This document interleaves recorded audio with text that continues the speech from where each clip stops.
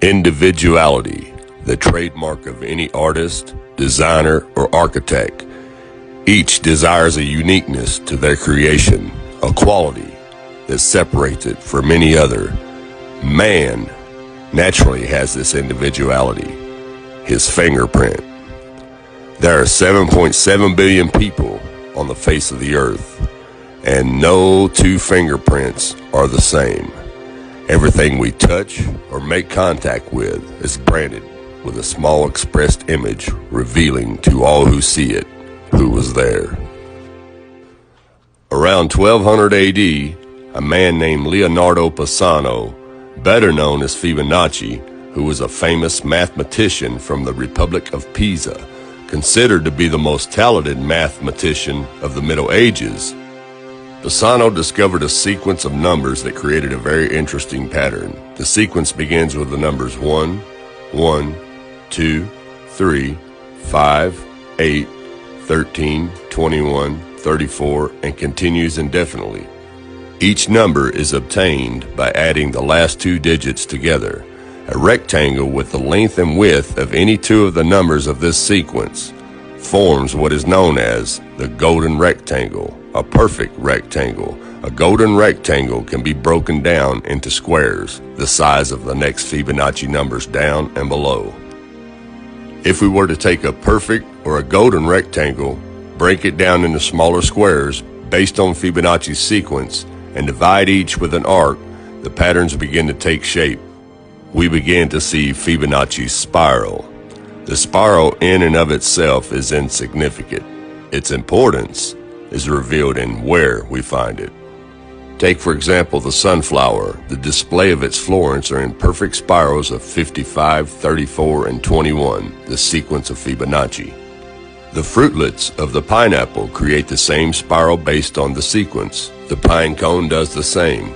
As currents move through the ocean and the tide rolls on to the shore, the waves that bring in the tide curve into a spiral that can be mathematically diagrammed onto a plot at the points 1, 1, 2, 3, 5, 8, 13, 21, 34, and 55.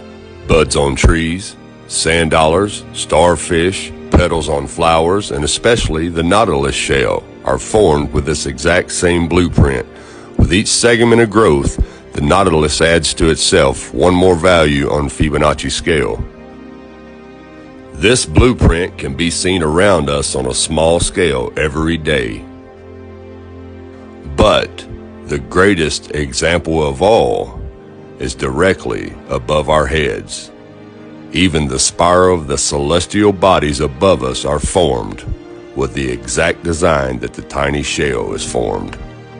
This sequence or blueprint appears to be the trademark of a designer, a proof of a creator, something left behind, indicating the one who was there, a fingerprint. As we scan our universe, from the tiny flower to the celestial bodies above, we see the fingerprint of God. Now, this mathematical sequence was discovered in 1100 AD, and it's been hidden from us. They do not teach you this in public school. Now I'm going to switch the camera around and show you how this works really quick. Okay, we start the sequence out with a simple rectangle, and then we make smaller rectangles within that rectangle. Okay, now here's the sequence. 1 plus 1 equals 2, 1 plus 2 equals 3, 2 plus 3 equals 5, 3 plus 5 equals 8. And the sequence can just continue on indefinitely. There's no end to it. We can just keep adding to it, and it just keeps growing larger and larger. 8 and 13 is 21. And you start your spiral going from the first number outward, and that is the Fibonacci sequence. And this simple little mathematical sequence proves that there's a creator. And there's a reason